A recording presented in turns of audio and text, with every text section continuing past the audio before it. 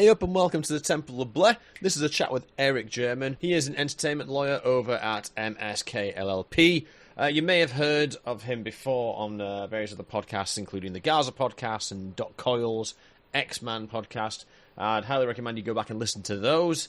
He's generally an aficionado of the whole like metal landscape and the wheeling and dealing aspect of the industry these days, and that's kind of what this conversation was all about. So let's jump into it. 1, 2, fuck it up.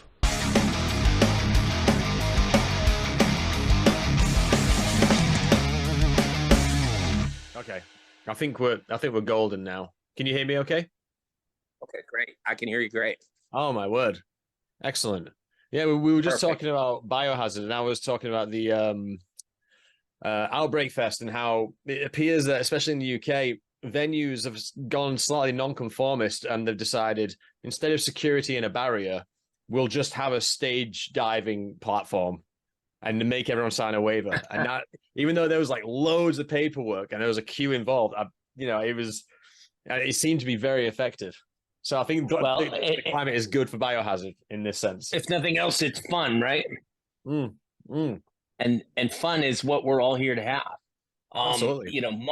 The whole concept of moshing and stage diving and all that has gone through so many different iterations in my time of, from kind of this scary thing to almost cute sometimes, right? But it can, obviously people can get hurt and you want to be careful, but do more people get hurt by trying to over control it? Or, I'm sure there's a philosophy that it's going to happen. You might as well embrace it and make it, as safe and as effective environment as possible. I don't know. I'm no expert in that stuff, but it's a legal question, isn't it? Because how much actual bodily harm can you consent to?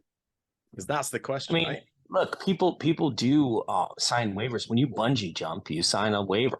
You get handed a form. You probably don't read it. There's 12 paragraphs of fine print. You're very excited to strap in and go. If you're going to go skydiving, or even sometimes when you buy a ticket to a sporting match, it says if you get hit by a foul ball on the back of your ticket, when you park your car, you're probably telling the valet, it probably says on the back of the ticket, we're not responsible for any lost or stolen items or something. Did you agree to that? Did you not agree to that? It really comes down to, was there a knowing waiver? Was there a knowing consent? And so, maybe sometimes you've been at a show and you see a poster on the wall that says, hey, recording in progress. And by remaining at the show, you agree that your name likeness could be on the DVD video that we're making or something like that. Mm-hmm. Are you actually consenting to that? Did you necessarily even read that sign? I don't know. But those are the arguments people make after the fact when they say, I never agreed to that. I didn't consent to that. I don't know. But let's say the more that you can do to mitigate those risks, the more you can do to give people adequate warnings, the more you can do to try to, make it as controlled and safe environment, the better.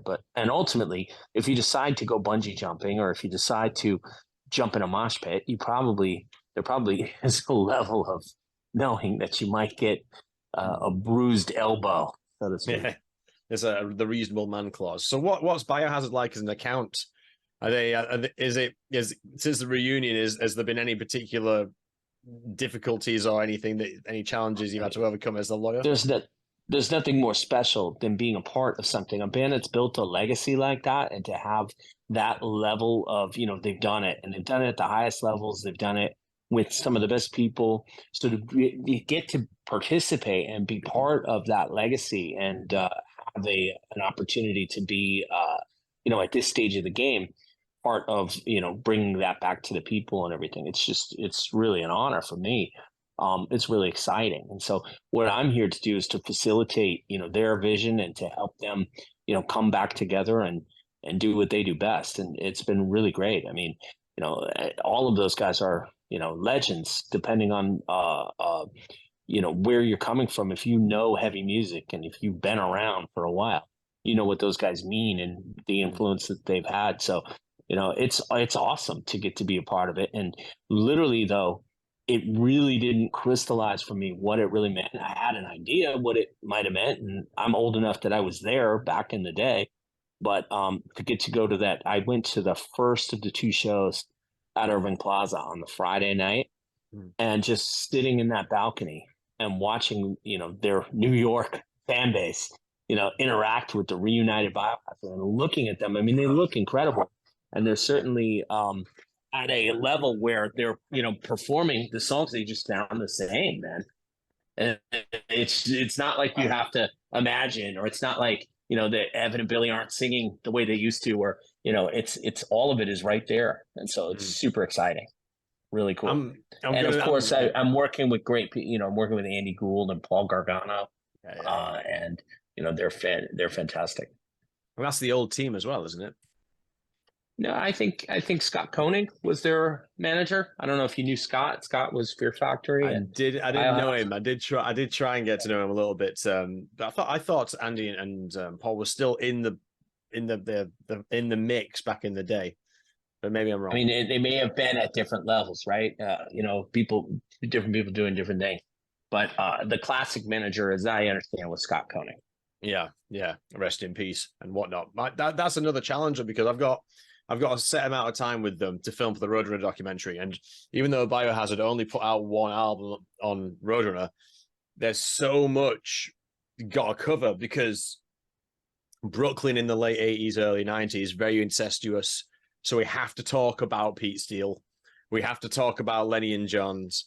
We have to talk about all these things. And that's before we even get to the music itself, Otherwise, I'm not doing my job as the Roadrunner historian. So I'll just have to see how I face into that challenge in that small window of time that I'll have. Yeah, well, good luck with it, and I hope don't forget to also enjoy the show. It's quite a lot of fun. Oh yeah, I prepared See my if you jump gimbal. in. Let's see if you jump in the fit too. Now we'll have a new definition of Temple of Bleh or whatever you say. Right? Oh, you got it. I'm actually trying to devise a pit rig, one where I can have some GoPros on gimbals which won't break. I'm trying to figure it out. I know I will get there, but in the meantime, it's just going to be the normal camera on a gimbal. I'll just have to get as close as I'm comfortable getting. There's a video circulating from one of the festivals recently, like from last week or the week before, where they're performing at some festival, and there's like a sunset. It's in the background, and it just looks absolutely stunningly incredible. And the fan, like everyone's jumping up and down. It's just a giant pit and stuff like. So I hope that for you. Hopefully that's in your future. Yeah, I hope so. I'll send you some Code Orange footage which I got at Outbreak, which hopefully will demonstrate the crowd surfing footage, which I'm hoping to capture. But anyway, Eric German, thank you for joining me for a hopefully very informal and chilled out conversation. I'm listening. The way I kind of came around to asking you to come on was because I just kept coming across you by chance, and I was like, right, Doc Coyle's podcast, you appear a number of times. There's the Gaza podcast, and then I speak to Ray Garcia fairly regularly, and you get a few mentions there as well. So I thought, I need to move away from Roadrunner as a point of academia and more into like what's happening in sort of the more modern world in the industry. And I know your profession is a lawyer, but I think you've stated a number of times that there's a wheeling and dealing element to your role. And as a result of that, I'm foreseeing that your perception is, well, your kind of task is to understand the landscape in a sort of broader businessy sense, as well as getting to the nitty gritty with the deals. Am I right in understanding this? Yeah, I believe that, look, everyone has their own styles, right? And I'm talking to a guy from the UK, so you're not going to understand my analogy, but I love American football. But in American football, some coaches have a philosophy that they want to run the ball, and some coaches have a philosophy they more want to pass. And so there are a lot of different ways to be a great lawyer for rock and roll bands and to work in the music industry. And I have a lot of colleagues and competitors that are fantastic at what they do. I have my own style. My style is based on this phrase: context is king. And to me, it's not about necessarily just negotiating an agreement on a piece of paper. But if you understand the landscape, if you know the players involved, if you know where your client sits in that landscape, what the challenges are, what's important to them, what kind of leverage they have, frankly, and what they're trying to accomplish. And then you also understand all that about your partner as well, and whoever you're doing the deal with. You know, you can better understand, how to win for everybody and how to make a deal that makes sense for all parties concerned. And obviously, I want to maximize value for my clients, but in doing so, I want to do so in a way that keeps an eye on a long term, big picture plan, not how much can I squeeze this person for in the short term, unless that's really the goal of what that's all about. But reality is, most of the time, I like to understand the situation enough that I can help, direct them towards the partner that I think makes sense, or, facilitate their vision by connecting some dots and, adding some input. That can also include adding input, in terms of creatively what direction things should go, or what's the best path to present their art to the world, how, what the story is we're telling, helping to refine that and hone in on it and make deals that reflect that and that support that vision and that story. So yeah, there's a lot to it. And obviously I'm a big music fan. I'm a big rock fan. And so I live this shit anyway. So I might as well really live it. And when you live it and you're in it, you're surrounded by it, it just comes naturally to say, oh yeah, this act, I see Sepultura on your shirt. I have a vision of what, if Sepultura, theoretically was going to reunite, with the Cavaleras and everybody, and they were going to do that. Like, I would have my own vision of where I think that fits and what that means and how that works and who would be good partners and, et cetera, et cetera, et cetera. See, now I just want to say, give me that vision, because that sounds interesting. But obviously, that's those are secrets that have to remain in your head. Oh yeah, but I don't work with Sepultura. That's why I chose it. I simply chose that because that's the shirt you're wearing, and I love the old school logo. Right, I love that. Fantastic. Yeah. I got this when I interviewed Andreas for the Roadrunner doc in KK's steel mill. So it was like a big old legacy day, because you're in KK Downing's venue speaking to Sepultura. Yeah, I will say I saw Sepultura recently. Some friends of mine in a band called Death Angel invited us out, or actually a friend of mine that's really friends with the people in Death Angel, and they were supporting. It was Creator, Sepultura, and Death Angel playing at the Wiltern Theater here in Los Angeles, which is pretty decent sized venue. It's not a club, right? It's a theater. And it was sold out, and it was very sold out. I was quite impressed with where those bands are at and the fan base that showed up for that, and the level of production. And when we got I was quite surprised because I'm of a certain age. I remember buying those early Creator albums back in the '80s and rocking, Pleasure to Kill and Terrible Certainty and albums like that. And that felt like an underground band even back in their classic days. But now they're headlining the Wiltern. There was like giant inflatables on stage, like the level of like Iron Maiden's Eddie. And, here in Los Angeles, Creator is a Wiltern headliner. That's pretty rad. So it just shows you that great music and timeless music is classic, and that, sticking with it and continuing to perpetuate the brands like Sepultura or Biohazard or Creator. By the way, I saw Billy from Biohazard at that show. Speaking of Biohazard, but it just shows you the value that these things can have over time when you're consistent. You stick with it. I think over time is the operative phrase there, because it's like, it feels like Creator in the last 2 or 3 years has had this weird sort of almost mainstream metal elevation. And with Sepultura themselves, obviously, for the last 20 odd years, there's been an idea of camps between the Cavaleros and Sepultura. And now it seems like I know between them it's not smooth over, but from the fans, no one's picking anymore. Everyone seems to like everything that's coming out from both camps. So I don't know what's happened in the last few years. I don't know if it's the way the information is disseminated. I don't know if this is streaming as a platform, sort of the accessibility kind of smooths out any of those angles, maybe. But it just, I think, look, right, it's all entertainment, right? And I do think that I think you're right. Streaming smooths out the accessibility of streaming, makes all kids and all fans able to experience everything. I remember, a day where if there were B-sides or a live album or something, it was like an investment. It was a $15, $20 investment. I just sighed whether I wanted to take a chance on that, or if there was a record with one song, and nowadays there's absolutely no reason not to at least sample and taste everything that comes out, right? And so Mm. ultimately it just comes down to, this is supposed to be fun, and it's a lot of fun to have every song ever created right in the palm of my hand, literally in the palm of my hand right now. And Yeah, it yeah. takes the level of investment it takes for me to check out the new Sepultura record is 10 seconds.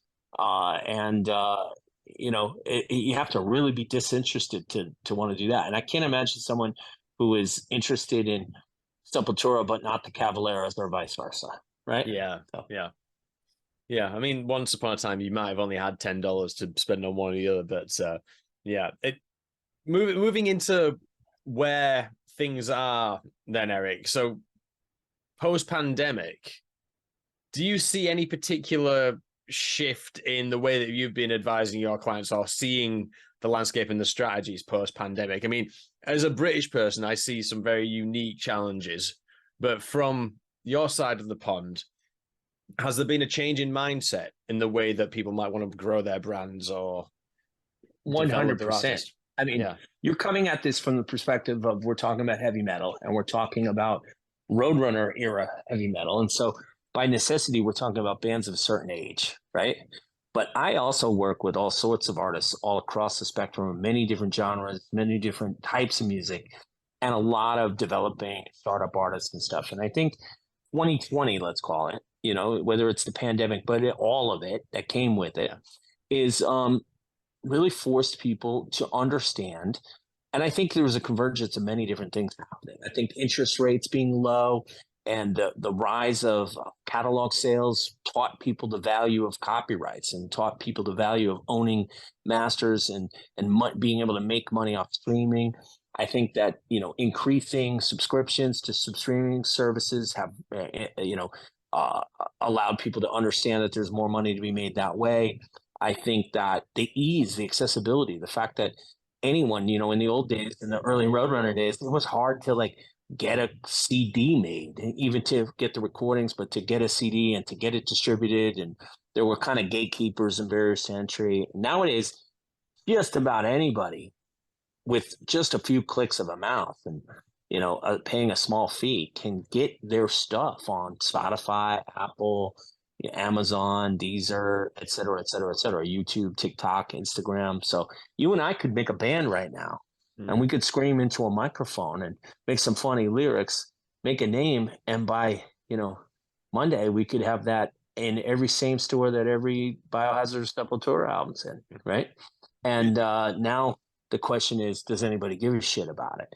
But there are lots of ways. There are new tools, whether it's TikTok or other social media platforms or other ways to get your stuff out without ever leaving your house, without getting in a van, without doing anything. I think people, whether they learn to do Twitch streaming or Patreon or live shows for when that was a thing, or just the power of breaking an artist on TikTok or short form video content on YouTube or Instagram or whatever. We all had to, in part by necessity, in part out of boredom, and in part by circumstance where it was just time for that anyway. We all learned how to reboot these businesses in that way. And I think going into that, and I think a lot of metal people are still in this space. Metal sells physical, right? Metal Mm. sells CDs and sells vinyl and stuff. So, when there was no ability to get stuff out to stores, and a lot of metal sells based on the primary promotional tool is touring. When there wasn't that stuff, these people had to figure out the back end of the social media, internet streaming type side of the business. And again, I think a lot of people realized, it's easy to do, that you can release a lot of content. You can release it quicker. You don't have to be as precious about it. You don't have to wait years between albums and wait for the vinyl to be ready. You don't have to attach everything to a tour. So I think the business changed a lot that way, in that a lot of people I know, whether it's Matt Hafey learning to be a star on Twitch, whether it's breaking new artists that were discovered from TikTok, or old classics through through a viral video or something like that. I think we learned a lot about 2020. The business is entirely different in 2023 than it was in 2020. And then the second part, yeah, go ahead. Oh, no, do the second part because I'm gonna do a round of a playback and a question. Yeah, the second part is where we you talked about the physical, like the online, the offline, the touring, right? That part of it, that business. Look, merch sales went up during the pandemic. I think people had extra money and they were bored, and but shipping costs and different things were high. It was difficult to figure out how to monitor, to supply chain issues and things like that came up. But now with touring on the other side, where things are today, the idea I think people long for. I see young kids who were into pop and EDM and it coming around to rock in a new way. They love real people with real instruments and sweaty clubs and feedback and old school Marshall amps and stuff in a way that I think was lost for a little while there. Mm-hmm. And I think coming into today, I mean, I've spent a summer, I've been out and about and on the road and at shows and, breathing the air. And I think I said to somebody, I was in the snake pit at Metallica at MetLife Stadium on Sunday. And about halfway through the show, I turned to one of my friends. I said, you know what this smells like? And they said, what? I said, it smells like freedom, motherfucker. Like this, it just being out under the stars on a summer night, surrounded by your friends with Metallica fucking jamming, in giant, life size right in front of you. That to me, that is freedom. That and it felt and it feels good. So I think, everybody wants to be out on the road. Everybody wants to be participating in a physical space with their fans. And it's really expensive, right? Tour bus costs more, crew costs more, gasoline prices are higher. Everything is more expensive, and particularly coming from the United States to Europe or overseas touring and stuff like that, it's really become hard. And there's a lot of different things cutting into the bottom line that bands are making from touring and stuff like that. So on the flip side, where the streaming side and the internet social media side is actually much better playing field than it was before, and there's more revenue and better ways to achieve it and lower barriers to entry.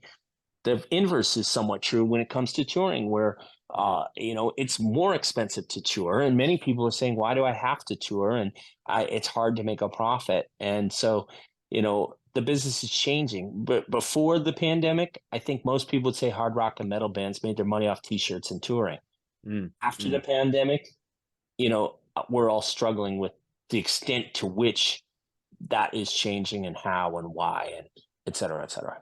I started taking notes of what you were saying because I had things to say on all of them, but I didn't want to stop you. Go ahead. All right. Number one, you mentioned so the value in the catalog and the copyrights, and people are understanding that a lot more. That's something that's fascinated me because that's cyclical, because that's something that happened with the disco boom as well. When the bubble burst in the late 70s, one of the things that was observed was the future of the industry is in like the master recordings and the performing rights, because like Polygram aren't going to be buying many more vinyl pressing plants. There's no fucking point, because obviously no one was buying it. And that's exactly how Roadrunner, again, bringing it all back to Roadrunner, because that's all I know apparently. That's how they structured their deals. That's why everything was in perpetuity. So there'd always be an IP associated with the band and with the brand. So it's interesting how that's kind of been revisited in a more modern sense. With Hafey is a constant, I constantly revisit him because he seems to have transacted, as you say, he's sort of embedded the streaming in the sort of the modern way of being in a band, and he's embedded it into his life in a manner which he just has like a passive income stream, which can supplement any losses from everywhere else, which makes a load of sense. But here's the question. When Matt plays a Trivium song on his stream, are Roadrunner going to take a cut of that because it is performing a Roadrunner asset? However, did his original record contract state live streaming as a perform, or does that fall under performance for the purposes of in the UK filling out a PRS? Oftentimes, let me help you in this. Yeah, oftentimes those platforms, I think they have deals. The platforms, whether it's Twitch or YouTube or Instagram or Facebook or whatever, they cut deals with the labels and with the publishers to talk about, how between archived content and live streaming content. And, in the United States, we're paying, a lot of, there are different societies that will collect performance rights for publishers. There's Sound Exchange collecting digital performance rights in the United States for master rights owners, and that's all for live streaming. When you're syncing, you're creating something that's downloaded, and you don't have deals through a platform. It can be challenging, and people can get copyright strikes, and they can get things taken down. It's similar to like the YouTube situation. Does that make sense? And so no, completely. A lot of artists are asking. I don't know Matt's particular situation. That's not someone that I work with as a client, but I just am a fan of what he does, and I find him an interesting example. But and obviously his managers at 5B are incredibly talented people who I'm sure are all over this. But when it comes to looking at when I think that you can whitelist a lot of these, like basically I have artists coming to me and saying, I want to do this creative thing. I have this YouTube channel, or I have this interesting way I'd like to distribute this content. I want to make sure I don't get a copyright strike. I want to make sure this thing isn't taken down. I need my label and my publisher to agree that using this music in this way through this particular platform is pre-cleared, and either whitelist the channel so that they don't strike it with if something comes up, or specifically a particular use to authorize it. So it becomes more challenging. It's more work for lawyers. It's more work for publishers and labels in terms of what they're clearing and how and all of that. We're touching on something which no one really talks about, which is this part of the industry is still an emerging function. And the reason it takes like lawyer time and publisher time is because they haven't streamlined it yet, because it's so fucking new, right? Well, yeah, and if you want to even elaborate on that, I saw an article in Billboard recently that a gentleman named Lucas Keller shared on his social media. And by the way, anybody who wants a great industry follow on social media, it's Lucas Keller. He's very funny. But he talked about I think he was quoted in an article about why lawyers are taking so long to get deals done right now, and the backlog that's happening with every lawyer and every lawyer's desk. And I think there was a quote something like, "Hey, my lawyer took 2 months to get something done," and someone else saying, 2 months? That sounds great. I mean, send me his number. Because in the old days, a band would release a record, and they'd have a producer, and there'd be a producer agreement, and they probably wrote the music themselves, and and they released a record every couple of years. Nowadays, you've got different producers and writers on just about every song. They're releasing a single at a time and multiple singles, sometimes every month. You've got featured artists and side artist agreements and different splits and collaborations, and you're talking about and then you've got all these ancillary revenue things, and you're talking about so many pieces of paper and so many different collaborators and producers and writers and so many different songs and so much content coming out to get to that same dollar figure that you once had before. It's not just 1 or 2 deals every year or year and a half. It's 10 or 15 deals every year and a half, right? And to get to the same result. Is that where DistroKid comes in, though? Because they're the one guys with the technology because when you do a cover song, normally you need the publisher permission, the artist permission. You need to send them their cut of whatever that makes. But Distro could have automated that. So it's a similar kind of principle. Yeah, like a lot of those types of distributors. I don't know specifics of DistroKid versus AWOL versus TuneCore versus CD Baby or The Orchard or 1RPM or Blood Blast, which is a metal white label distribution arm of Believe Digital. But all of these different companies, provide different services. Many of them will account directly to the splits of the artists, and you can set it up right through their app or whatever that, this percentage goes to this person, this percentage goes to that person. Yeah, but you also want to have the paperwork and make the agreement where everyone's signing off on how we get to those splits and what we've created and who owns it and who Yeah. controls it and all of that stuff. In addition, when you're talking about cover songs, it's one thing. Yes, there are parts of the Copyright Act that allow people to do cover songs. Anyone can cover a song that's already come out. So I could do a Van Halen cover or a Sepultura cover or an Iron Maiden cover or a Trivium cover.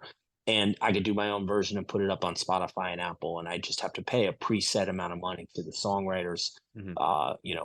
Obviously not the master owners, because it would be I would have my own master, but the publishing would all be taken care of. The songwriters can't say no; they have to allow it. What they can say no to is the video, and that's called a sync license. And so, if you want to make a a music video and you want to keep the monetization, or you want to keep a chunk of the monetization, you have to go out and make a bespoke deal with those publishers, and they can say no, and they can take all day to answer you or never answer you at all. And so it becomes pretty challenging, especially as you know, we were another change, I think, from 2020 to 2023 is how much we're now in an audio visual world as opposed to an audio world, where, it's videos used to be promotional tools to promote the record.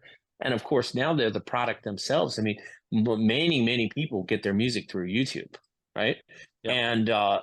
And certain parts of the world, if you look at the comments on certain videos, you see a lot of people coming from different parts of the world and things like that. Because, YouTube's free, or it can be free. There's YouTube Premium and stuff like that. But there's a lot of people that are accessing music that way. More importantly, you see very big music videos, whether it's Ronnie Radke and Falling in Reverse, or my clients in Ice Nine Kills, or doing these elaborate videos that are, major motion pictures, basically, with car chases and explosions and stunt people. And, it's become really important. It's it's no longer a promotional tool. It's the product itself.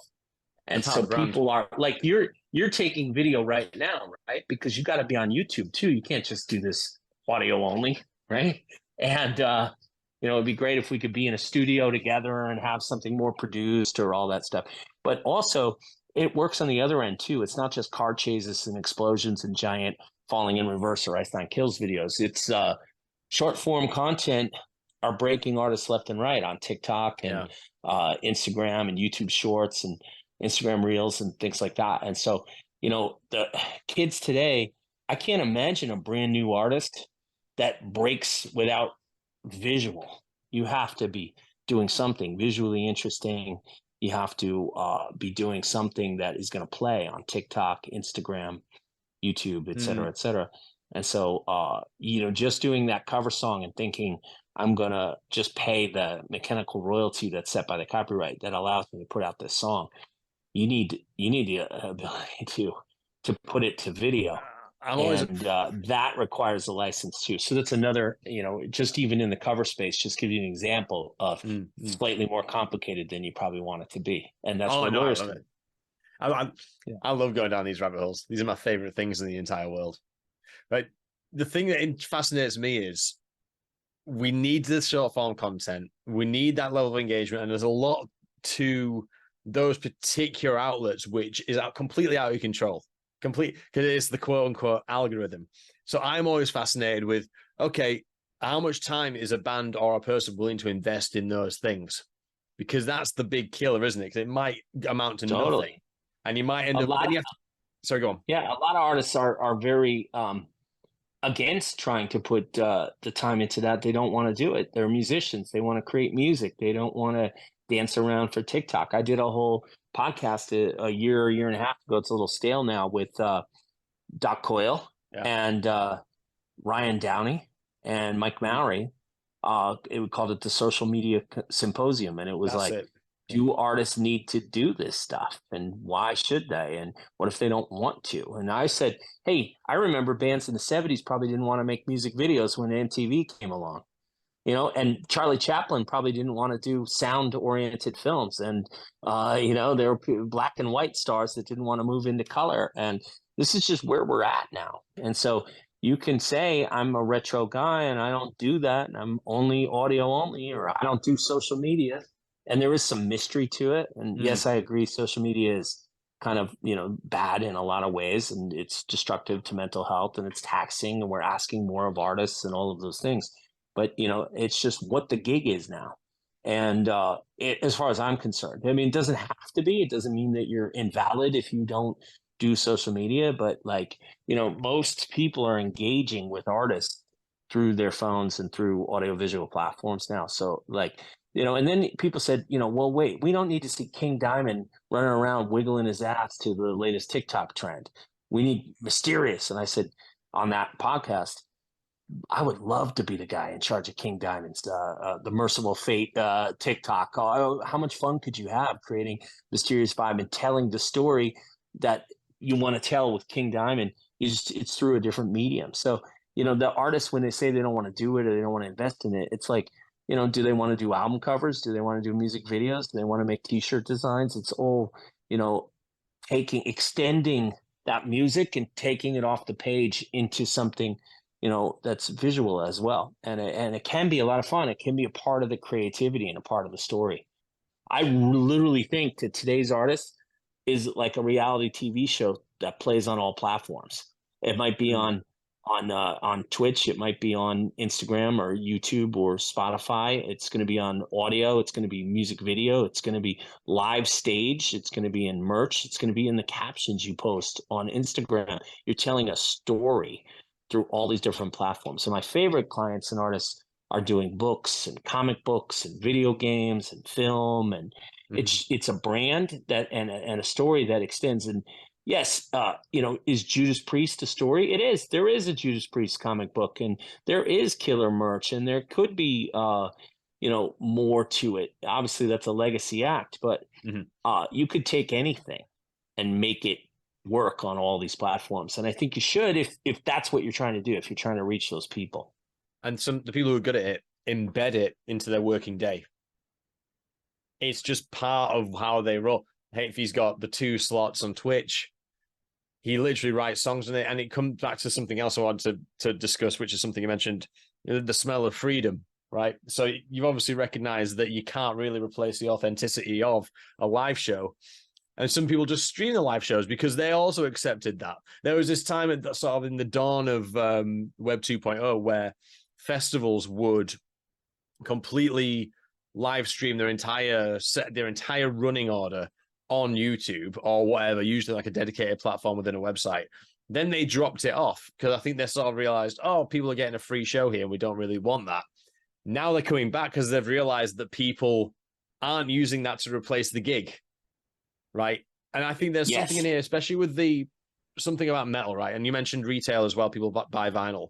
And this is a metal thing. I think people are learning that authenticity, which is a big metal thing, authenticity is the name of the game. And you can, in a way, monetize it and commercialize it.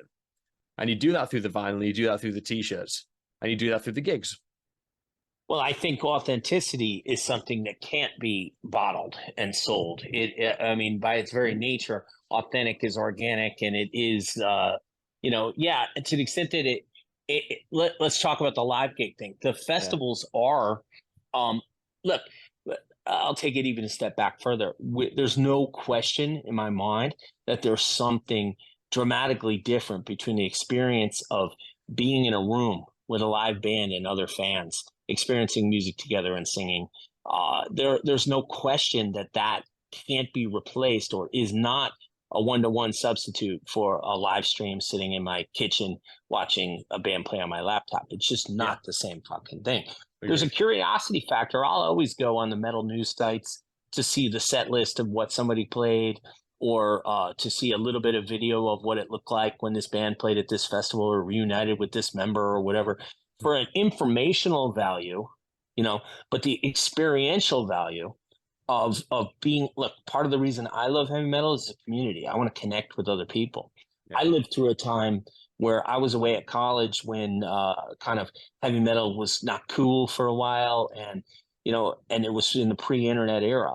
And I can tell you that it's not. It's kind of like that old Twilight Zone episode for anyone really old, where the guy, all he wants to do is be left alone and read, and then the apocalypse happens and his glasses break and now he can't read any books. Mm. I'm like, if I wanted to sit and listen to all my records by myself, I don't know that I think it's missing something. And when the new Slayer album comes out, but you're isolated off of college and none of your friends like Slayer and nobody's listening to Slayer at any parties, it's not on the radio and it's not on TV and there's no social media. You can listen to it, but it's less fun and engaging and discussing and rocking out and smashing into your friends and just really, there's a visceral component to all this. And I think so. Going to a live Metallica show is much more interesting than talking about a live Metallica show. It just feels different, right? And I want to see like-minded people, and I want to slap my friend's hand high five, and I want to hug my buddy, and I want to pick somebody up that fell down in the mosh pit, and I want to, see the look on people's faces and feel the bass in my chest, and like you can't do that through a computer for sure. I think just touching on Metallica very quickly, I think they're killing it at the minute on the basis that the path that hasn't been trodden yet is a AAA act of their age doing new shit. I don't mean musically. I mean the things like the no repeat weekends and the sort of the visualization of the new album cycle. It's the big yellow and big black, the nice big bold swings, right, for a band that's approaching their 60s. And what I like that you talked about the color too. That's great. I mean, like there's a color scheme. Like when I think of Master of Puppets, I think of that purple, reddish purple hue. When I think of Ride the Lightning, I think blue. When I think Kill 'Em All, I think red. When I think Justice for All, I think white. When I think Black Album, I think black, right?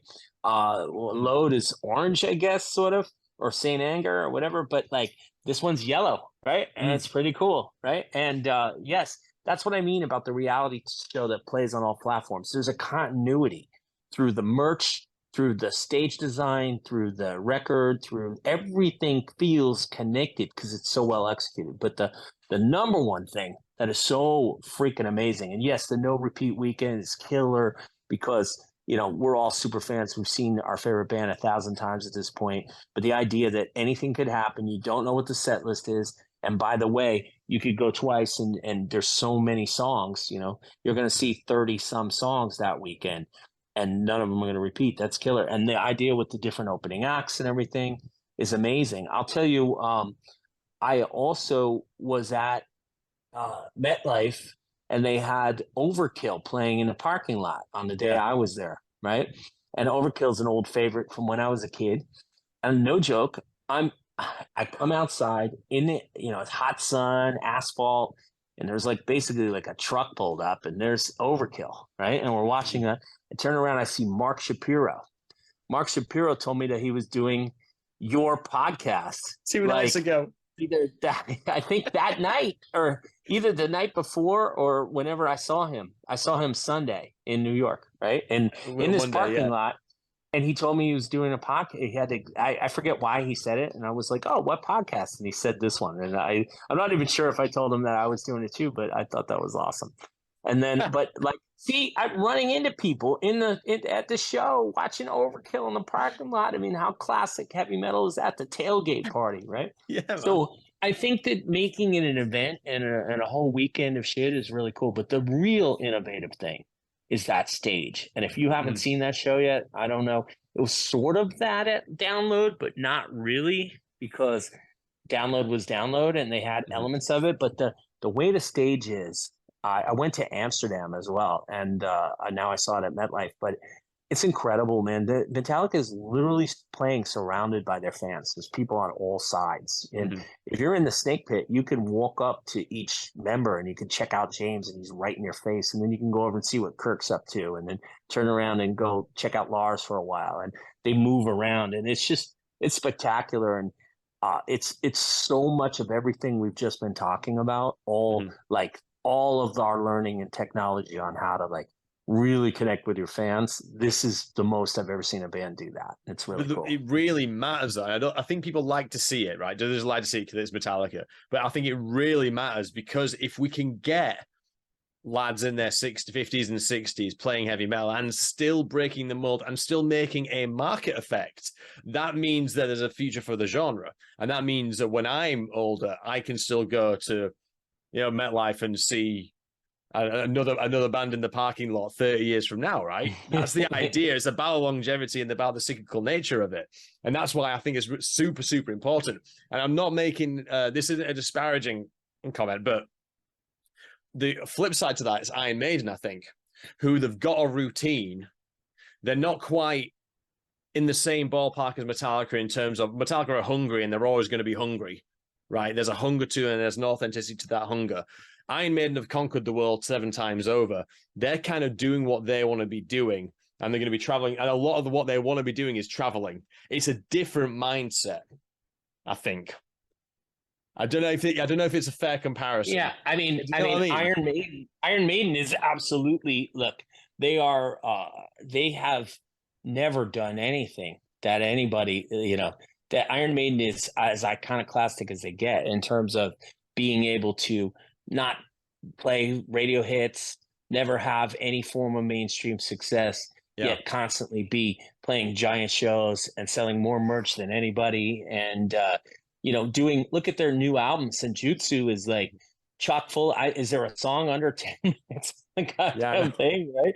It's a long, hard listen. You got to really care. But it's, I'm finding, look, we were talking about experiential, and I was thinking about the movies, right? And during the pandemic, I thought that the experience of going to a theater and seeing a film might have been dead, and that everything was you were going to watch streaming on your, on your streaming service through your television, and fuck going to the movie theater, right?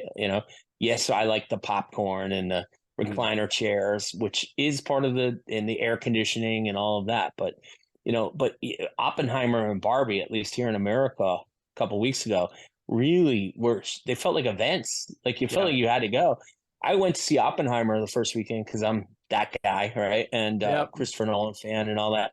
But it felt like an event. I felt like I had to go the same way I felt like I had to go see the Metallica show when it came through town, where I felt like I was missing out on the conversation in the community and right. And I also saw walking through the parking lot a whole bunch of people dressed in pink, and I knew what movie they were going to, and it was just like as if they were going to the Taylor Swift concert or if they're going to see Barbie or whatever, and it was all sort of one thing, which I thought, and right there, you're like, the movies are back, man. There is an experience of going to the movie theater and seeing a film with a bunch of people on a giant screen, and this is what we're all learning about ourselves, that not everything translates over a phone, right? And I think that's important.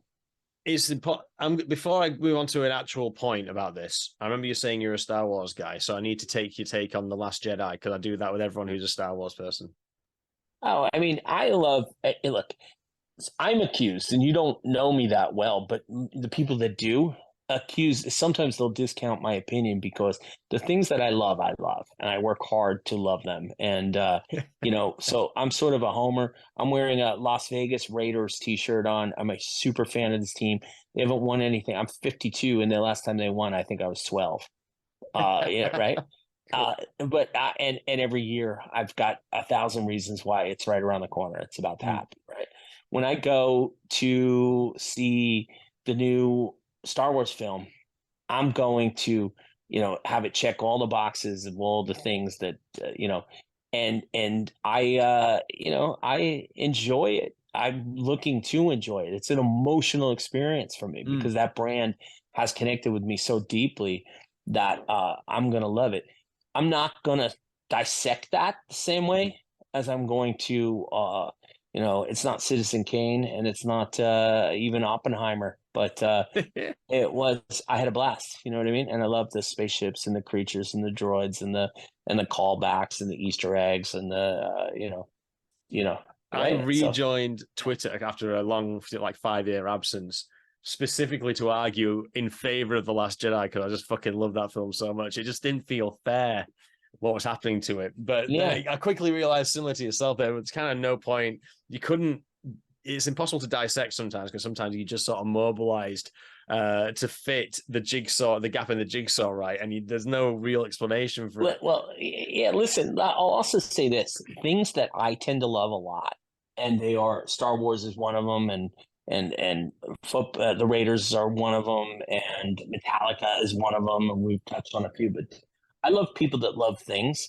Mhm. And I love going to San Diego Comic-Con and looking at the booths and seeing the people dressed up. And I realized that you could make fun of this person and say, this is a nerd, or how could you like this thing? But when people love something and they're truly passionate about it, that's really interesting to me, whether Yeah. it's the Grateful Dead or Metallica, or whether it's Star Wars or some kind of weird Japanese anime or whatever.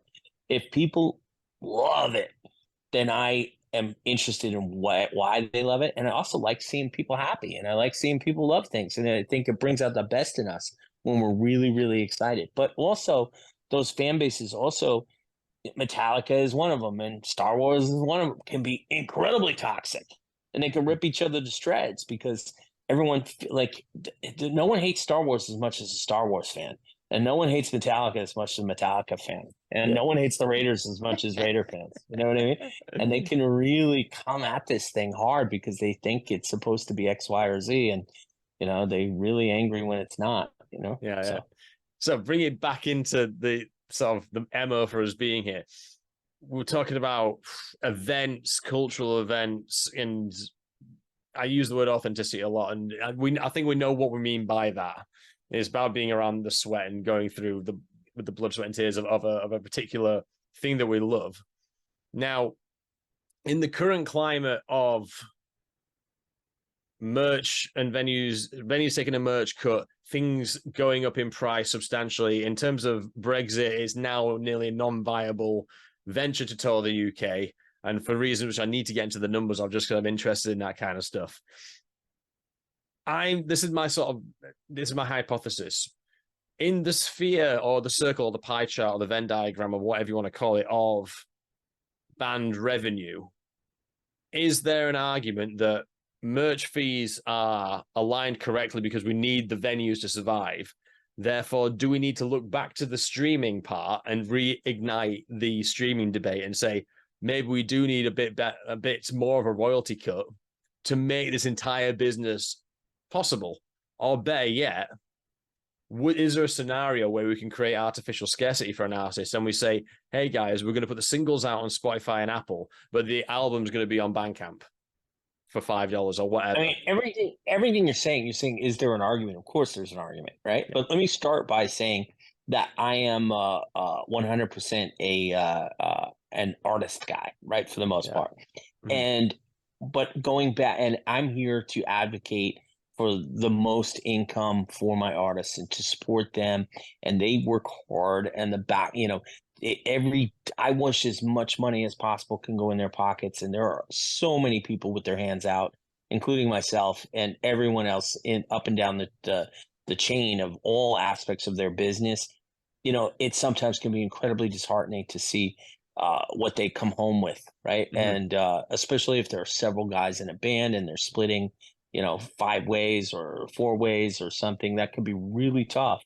And I think that they all should get paid more from all aspects of their career. And, from a selfish perspective, when I'm looking at my particular clients and I'm seeing the merch settlement sheets and I'm seeing a venue fee come out, it's like, it's frustrating, right? Mm-hmm. But at the same time, I believe, I won't say I'm a capitalist because I don't even know what that really means anymore or anything like that. But I would say that I do understand that, this is all economics, right? And not only do you need the venues to exist in order to have places for artists to play, you need the streaming services to exist in order to have places to aggregate exposure, people to listen. And, you can make money. Here's the thing. You can make money in all of these areas when you have the right product at the right price, but it is also becoming more and more difficult to make money in these areas, and the amount of money that you make for the amount of effort that you have, it would be awesome if you didn't have to pay all these different people. But yeah, when it comes to a venue, if a venue isn't making money off merch fees, maybe they're taking it higher prices for drinks, or maybe ticket prices are higher and it has to be shared, or maybe there's the venue rental hall fees or more. I don't, everything is kind of probably finds a way to, it's all sort of this, take this, give that. My artists complain about merch cuts? I mean, I read the same things you read with some of the superstars that I grew up with, Mm, saying that it's become too expensive to tour Europe. I'm on phone calls that you're not on, where mm, I'm, you know, really struggling with artists with, making ends meet on tour and trying to figure out how. I had a conversation earlier today where I was explaining to somebody why they shouldn't cancel their tour because they should make it work, and here's all the reasons why. And I felt like that was difficult for them because they're trying to pare down the style that they're touring in order to facilitate budgets that just don't pencil out for them. And if they want to mm, eke out making money or just not lose that much money, they have to live in a way that maybe isn't as comfortable for them. While mm, I'm sitting here flying first class and staying at the Four Seasons, these guys are out there on. It's so easy for me to get on the phone and tell an artist, well, you should do X and you should do Y and you should do Z, and then go back to my nice house and my dog and my wife and my kid and have a nice dinner while they're out there grinding it out, doing the work that is really hard. That's mm, it's not even really necessarily fair. So I like to actually go to some of these gigs and press the flesh and see how they live and talk to them and spend time with them and see the fans and all that stuff to try to get a feel for it. And yes, I mean, merch fees suck. I don't think that's the answer to solve everyone's problems. mm. Uh, and we definitely need the venues to survive. No question about that. Yeah, yeah, yeah. I think in that statement, I think my job in this is because I'm a big fan of the Kabuki drop. That's what I'm in the pursuit of, right? That's what this whole thing's about. It's what the Roadrunner documentary is about. It's what this podcast is about. It's about being sort of in the front sort of quarter of a crowd for a band that's not quite yet broken, but is about to go. And then the Kabuki drop happens and it fucking kicks off. And there's that energy there. That's what everything's in pursuit of. And I'm there to sort of help reverse engineer it and try and figure out what is it that we can do as either lawyers or as consumers or as fans to try and facilitate those moments. And I think when the press environment is just, this is what Dave Mustaine thinks about backing tracks.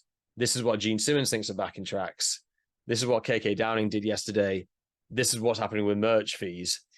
I feel it's my obligation to try and elevate the conversation a little bit and go, right, yeah, great. The merch fees is correct, but we do need the venues.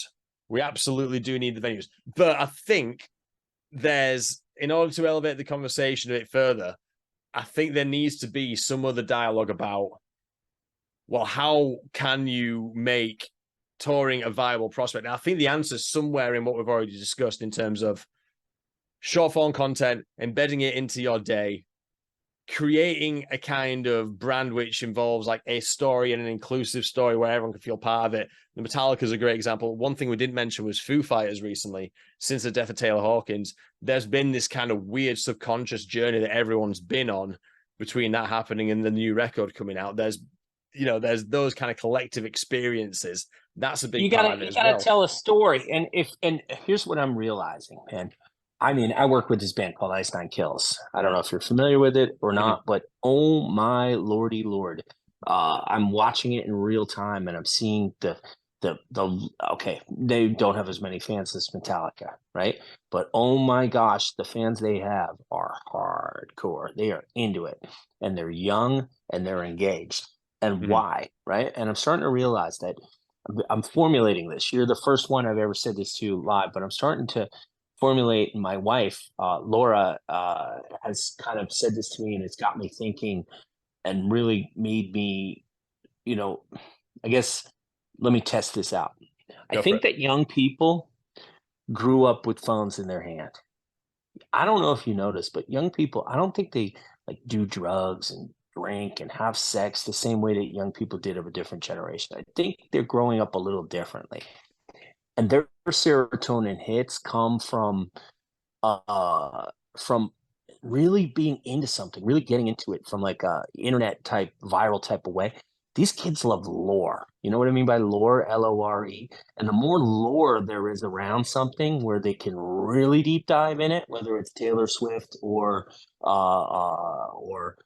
Iron Maiden or a video game Mhm. or some sort of movie, Mario Brothers, or what, but the lore. But when they really get a fleshed out world that plays on Mhm. all platforms, that comes at you, that can be in comic books and books and movies and film, like they love that shit. And that's why a band that's like a cool rock band that, couple guys in jeans and t-shirts playing blues bass riffs, ah, that's hard for those kids today. Mhm. It's Mhm. hard. The music could be great, but there's nothing for them to attach onto. There's no message, there's no visual, there's no story. These Mhm. people want to be told stories, is what I'm learning. And I don't quite have this all figured out yet. But there's a distinct difference between any band that feels like it's a part of some sort of larger lore story, thing, three-dimensional, as opposed to a band that's like the Greta Van Fleets and the Dirty Honeys and the Royal Mhm. Bliss and that stuff. Those are still well liked, and in fact, those bands are enjoying a rock renaissance because they do Mhm. have amps and guitars and sweat, and there's that authenticity and that realness. But a lot of those, the next tier of those bands are really missing what is the story that you're telling. And if you're telling a real story, I think you're going to explode in 2024 and beyond. I'm going to try and tie us together because I feel like we're approaching the same landing strip, but from different angles. So Go. we're discussing law and we're discussing stories and we're discussing the kids who like to be embedded in that stuff. And we can talk about why that is. It could be attention spans with phones, and there needs to be some sort of like something that latches them in. When I was rambling, I was talking about how things can be commercialized for a band these days. And in the maximum access world, is there an argument for perhaps some sort of artificial scarcity, etc., etc., etc.? I think this is where these things collide, because people engage with a thing when it is somewhat scarce and the community is somewhat limited, right? And this is what I think it is. I think it's when you get the maximum amount of engagement out of a thing is when not everyone is totally into it. And you can have to find pockets of people who like the thing. And because those pockets of people come from different backgrounds, different settings and social structures and things, you kind of have to work to communicate with them. But I think the Venn diagram between your way of looking at it and my way of looking at it, Eric, is we want to be around people who give a shit about a thing. The rarer the thing that you give a shit about, the stronger the bond of the community becomes. Therefore, the stronger the engagement becomes with your client and the band I like. 100%. And I mean, that's where the if kabuki I drop saw, comes in. The yeah, kabuki drop. if I saw you, I went to college, right? And I went to a place where I was a metalhead and I had long hair and jean back patches with Slayer patches on the back, and bringing my Merciful Fate vinyl, and all of a sudden everyone just likes the Rolling Stones and the Beatles and Bob Marley, and people are wearing nice shirts, and the metalhead, I cut my hair and kind of try to, because that's what the vibe was. But if I walked into the lunchroom on day one of college and I saw across the way a guy with a tray with that shirt on that you have, I know that's my brother right there. That's my Yeah. brother. And I'm going to sit down and say hello to you, and we're going to be friends for life, right? And I Mm. don't even know Mm. you, but I know that you're wearing that shirt. And so that's going to help, right? And so I completely understand what you're saying, because this is about community. And by the way, we all love water. I drink water. Do you? Mm-hmm. I'm not going to Yeah. be like, oh my God, you drink water?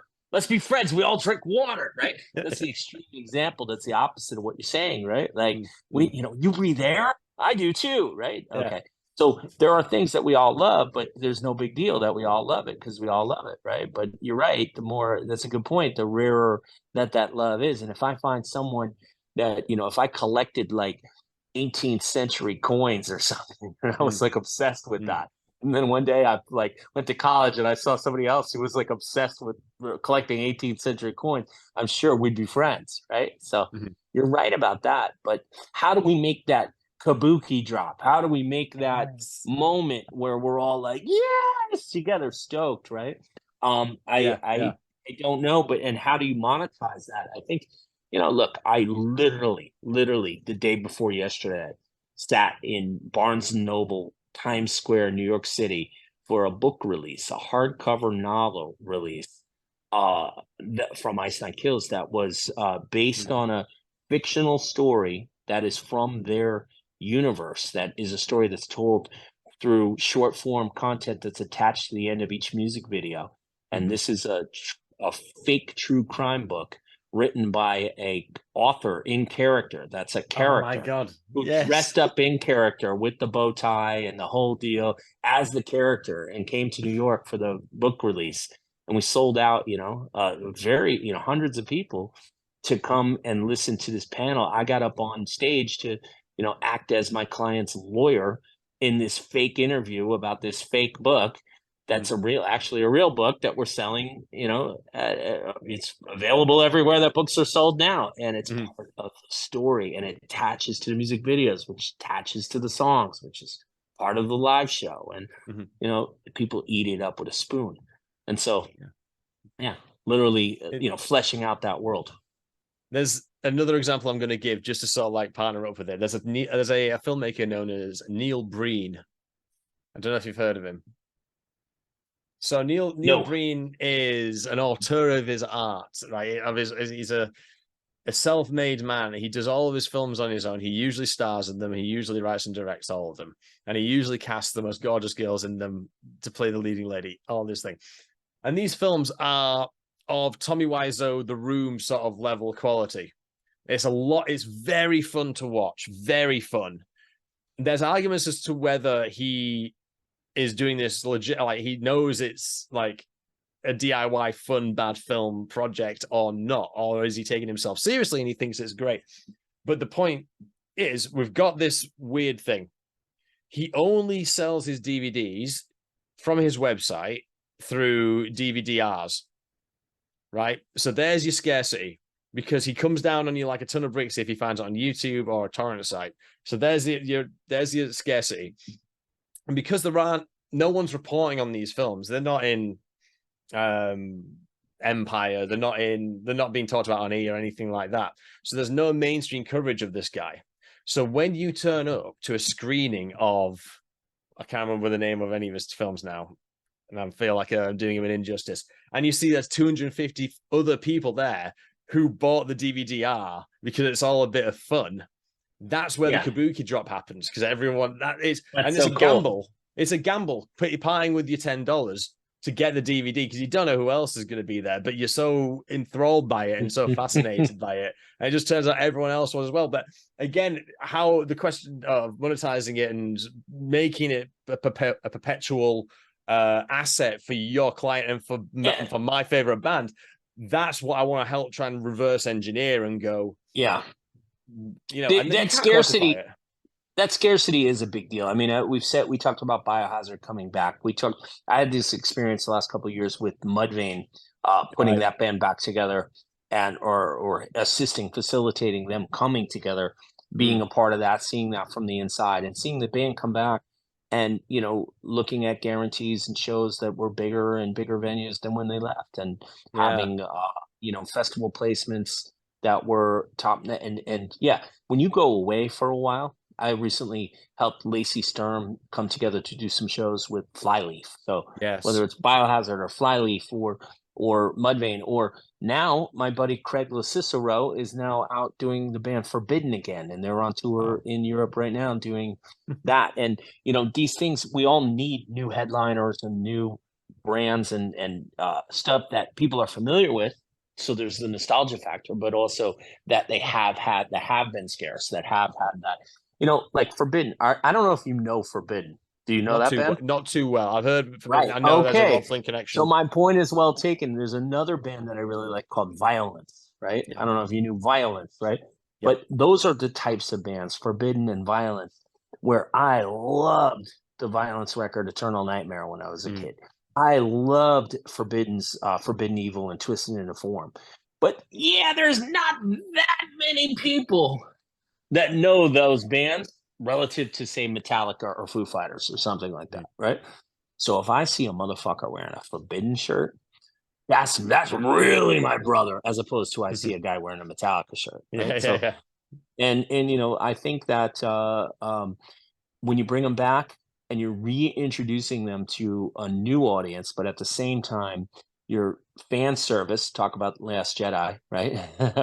or actually the what was the first one? The Force episode Awakens. 7, Force Awakens. That was basically a New Hope over again, right? And Hmm. you've got, spoiler alert, Han Solo and Princess Leia and Luke Skywalker, and it was just like when you've got those recalls, the where you can, when Mudvayne's on stage again, to some people they were in tears at Yeah, the idea that this meant so much to them. But you also want to expand the audience and bring in young kids and try to grow it and stuff like that too. But the scarcity is you're absolutely right. And I guess that's maybe what you love about heavy metal, man, is maybe. that it's not for everybody. It's I our outsider music or something. I Yeah. also think there's something about my particular generation. So it's millennials who grew up with social media enough to the point where I think this is kind of a hypothesis. I think a lot of my generation have completely dropped it. No social media, completely got rid, because we saw the full life cycle. We saw the boomers come in, we saw the kids coming in, and we were sandwiched in between what we regarded as sort of like, it don't feel like a viable social construct. So I think a lot of us have dropped out. And I think I it's think you're right. I actually know some people. I don't know how old you are, but I I'm know some people in 34. their 30s. Yeah, that Yeah. have checked out. They're not into it. They're not feeling it. And I think it's pretty cool. It's pretty cool not to feel it. But I do also think that it's a very powerful tool if you're trying to connect and get a lot of people. Think about, you just talked about the cost of touring. Mm, I used to think that touring was a way to promote a record, right? I mean, touring was a way to capitalize on your music, and that records were a way to promote your touring. Basically, a mm, lot of metal bands put out new albums just so they have an excuse to go tour again, right? mm. But now I think it's becoming more and more a way to capitalize on you don't use touring to break a band. You No. use you use touring to capitalize on a band that's breaking. It's a way Yeah, to yeah. make money, or it should be a way to make money. But going out there and doing those shows is, there's a cost associated with it, and you can't necessarily do it unless you have a fan base. How are you going to build the fan base? There's a chicken and egg problem, right? Yep. How are you going to get those people if you can't? You're not going to go do the stuff and invest the time and spend the money and grind it out. And look, if I traveled around in a van to every club across America for 6 weeks and left my family at home and lived in a van and lost a ton of money, and sometimes I'm playing in front of first of four in front of 60 people, or like, is that better and more cost effective than Hmm. creating interesting and compelling social media content and potentially that playing for millions of people Exactly. for Yeah. half the price, and then going to bed in my comfortable quarters, so to speak, and eating food in my kitchen? Hmm. Which is better? I don't know. So, like, I think disconnecting completely from social media and pretending like it's not a thing, you know, it's probably better for your mental health. It's probably better for your constitution as a human, but it's probably, I don't know. It becomes pretty tough, right? Then how are you going to get people to know what you're doing? I think this the point I was going to make about millennials dropping off is I think that somewhere in that activity and then the reaction to that activity is going to be the new frontier. I think, right? I think we're going to have like a disenfranchisement with conventional social media, and we'll see a bit with that with TikTok being somewhat politically contentious with China. We have Facebook usually getting a mental health black mark against its name, and then there's obviously Twitter having there's a big personality problem around that. So I think people are going to start winding down on it, but it can't go away forever. So there has to be some sort of free market solution. Maybe there's something that comes in that's not quite as damaging. Maybe there's a more balanced a balanced world of social media where we can still kind of propagate our artists with this kind of embedded activity and engagement. What I think, I think that's just where it's going. That's just, it feels like there's going to be a wind down and then a reemergence. I don't know. I just wanted to kind of just put that out there because I feel like that's where I feel that's where we're gonna end up. We're gonna I end think up the with a, way you engage and what you use social media for and how you use it, I mean, if you live on it and it's all of your worldview, that can be difficult. But man, yeah, I don't know how many really young people but a lot of young people don't go anywhere, yeah, man. man. They stay inside. They're on their phone. They talk to their friends and hang out with their friends online through Discord chats or through like they they maybe they don't like social media either, but they're somehow using the connectivity of the internet to engage with people. And look, every dystopian future thing, we talked about the metaverse and there was a big push for that, but there Mm, will be a day where it might be 100 years from now, but where the technology is so awesome that you're going to go to a show in the metaverse and you're going to go see Metallica in 150 years. There will be Metallica concerts. Somebody's going to own that brand and the AI versions of the voices and the name and likeness, facial recognition, deep fake, whatever. And there will be Metallica concerts performed in a metaverse in 2257. I'm sure of it. Just mm, like today, mm. there are experiential things that you can do to engage with old blues music from the turn of the century, early 1900s or 20s or whatever. Right. Yeah, So yeah, I yeah. think that like there will be all of this stuff. I told somebody recently that you should go around to every hair metal band from the '80s Sunset Strip that's like on its last legs and out of money and buy their name and likeness rights and then go, create the ultimate hair metal fest in 100 years and own everything and all the branding and the t-shirts and the logos and the name and likeness and you know I didn't click on it, but I saw yesterday that there was a James Hetfield singing "Rain and Blood" or something like Oh, that. really? Like it was like a news site that was like, "There's That's a new awesome. AI thing of that, and that it sounds killer or whatever." And like, there's so much fun to be had through the internet with these. I think we just need to view this stuff not as it lives online or it lives offline. Again, I'll go back to I think it lives everywhere. I think it's a brand. I think it lives on your t-shirt. It Mm, lives in a board game. It's a book. It's a film. It's a comic book. It's a live show. It's a live stream. It's a social media app, whatever. And I just want to create strong brands that create communities around them, both in person, physical, and digital, and I think monetize in all directions. And don't get caught up on this necessarily a victim mentality of it's all about the merch fees or it's all about the mm. terrible rates that Spotify. I've never seen. You see those people that post about how Spotify doesn't pay musicians enough. It's usually like comes from a place of like victimization. I hate to say that. That sounds wrong I because know what you mean. right? And I think that you see those guys that always argue that there's no medal at the Grammy Awards or there's no there's no medal on Coachella or whatever. And basically, I would just say focus on creating rad stuff and building fan bases and creating product that people want and getting it out to those people and building those fan bases, and the world will come to you, man, in every Mm, way under the sun.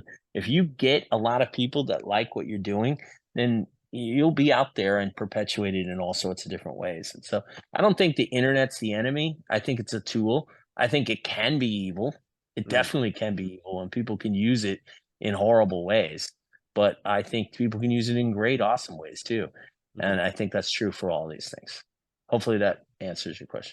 Yeah, yeah. I think we've done everything I wanted to do, which is kind of like trying to assess the landscape as it is today, especially post pandemic. And our consensus appears to be utilize the tooling around you, try and embed it in a healthy way. I'm saying we've got to elevate the conversation and make sure the dialogue around these things is above a higher standard so we can push it all forward and pursue those kabuki drops and those moments where we're all in it together, right? But Eric, the one thing I need to ask you, which is the most important thing in the world, is I need to know everything about your dealings with Roadrunner, which I believe was in the mid 2000s. Yeah, I mean, essentially, I met a wonderful human being who I love, and I don't know how much he comes up in your conversations, but I met a guy named Doug Keogh. Do you know Oh Doug? God! Oh fuck Right, yeah, man! Yeah, right. dude. And I Yeah. met Doug through an organization called A2IM. which is the American Association of Independent What Music. was it? He was a And president. He wasn't a president. He was on the board, wasn't he, for a while? very active in it. Let's put Yeah. it that way. And I was very active as well, and working with labels. And to this day, the HYM is a client of mine, and I'm very passionate about the independent label community. But at certain events, I met Doug, who, as we would go and be talking about industry wide stuff and issues that were important to the independent label community, I would, as we're leaving the conference room or whatever, and I'm wearing a suit and tie or whatever, I'd tap Doug on the shoulder as the Roadrunner guy, and I'd say, "Hey, by the way, I love Typo Negative and Sepultura, and like, let's be friends." Life of Agony record or whatever it was, right? And I would even going back to the Road Racer days, like I, as a fan, I bought King Diamond on cassette, and the whole deal, right? And so I was just wanting to talk and engage with the music, and I got to know him enough that he brought me to one of the A2M events and said, "You should come meet this guy named Ray Garcia, who was their in-house counsel at Roadrunner." I remember coming to the offices and seeing and meeting Ray, and Ray having like Motley Crue poster on a wall in his office, and like Ray really became a fast friend. And frankly, Ray is a big super fan of a football team called the Raiders, which I am too. And so we really bonded on that front as well. And we started going to games together. I got to know his family, and he got to know my family. And to this day, I would call Ray Garcia one of my best friends, right? And I met him through Roadrunner, and we really hit it off. And so then he started asking me questions about, maybe there's an opportunity to get you involved as an outside counsel on certain things. And they pulled me into a few deals and worked as the lawyer for Roadrunner on the outside counsel level.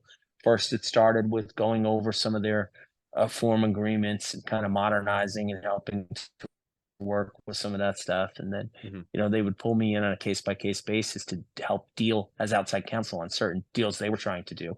And then ultimately, when certain transitions happened and things changed, they kind of moved me over. I met Case, of course, and I met Jonas and all of those types of people. And then they started having me do some stuff for their publishing company, which was Robot of the Century. That's it. And I started doing some stuff and working with them. They had an in-house guy for a while, Alex Plugsma, who is a lawyer out there doing these things.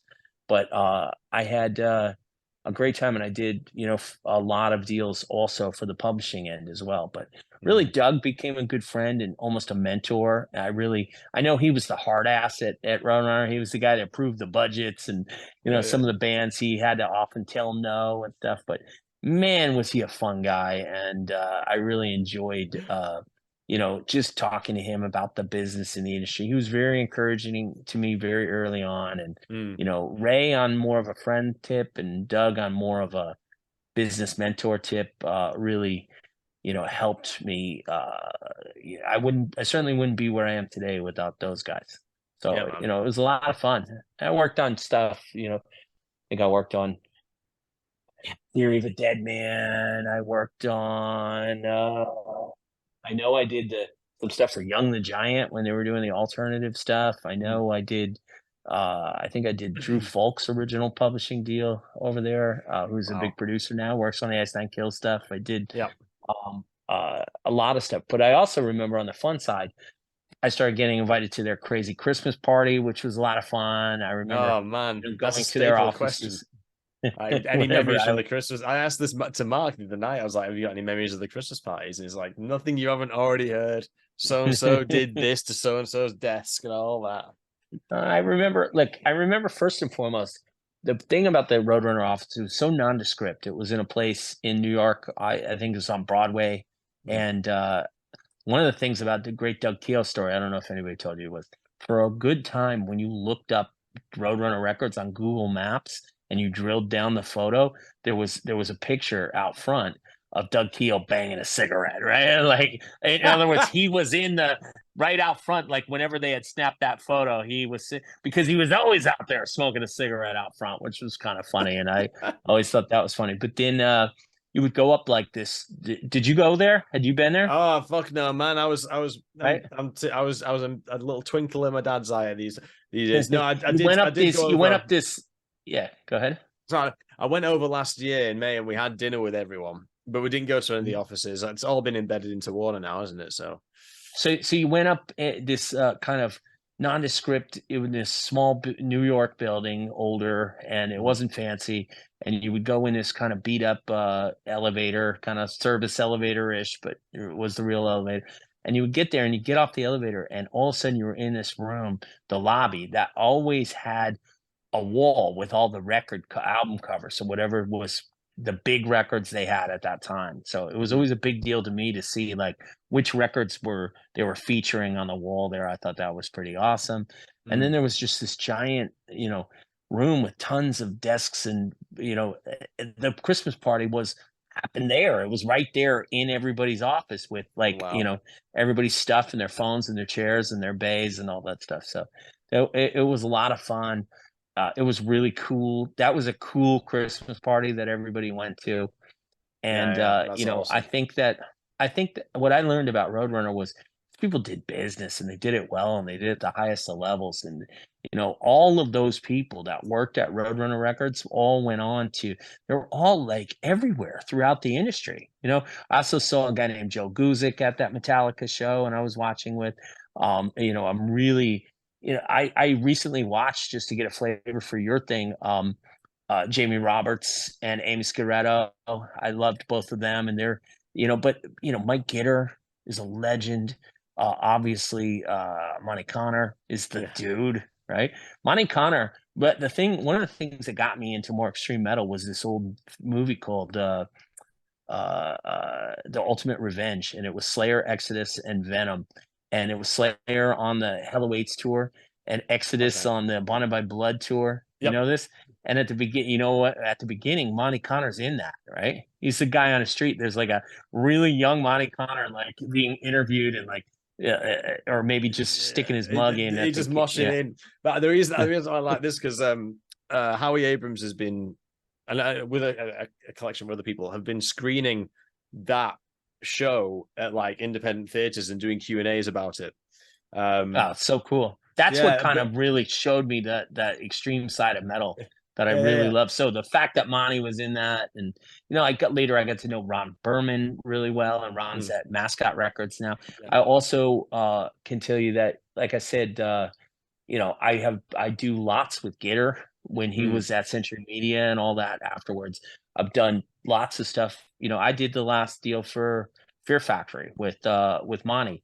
Oh I wow, did like all of these people are icons in the business. And because Doug was such a historian and such a storyteller and such a like a just I went to see Slipknot with Doug, and just from the walk from the car to the pit when we stood and watched the show, and this was in the 2010s at this point, the stories that he told me on the that 20-minute walk from the car to the were just unbelievable. And so like I had always said to Doug and I said to Ray, you guys need to make a Roadrunner book or a movie. And I kept telling them both, you need to write the book, Doug. You need to write a book. And they were, I don't know, maybe, I don't know, we're not sure. And, mm. but I heard actually Ray Garcia told me you were doing this maybe a year ago or something like that. And I was pretty intrigued at the whole thing. I hope it really happens. I hope you have I'll show you film some footage. someday. I'll show you some Yeah, footage. I'll that's cool. listen. We can call ourselves I off the used to. record now. Yeah, I used to say that there should be something called blank colon the rise and fall of Roadrunner Records. And then you make this on the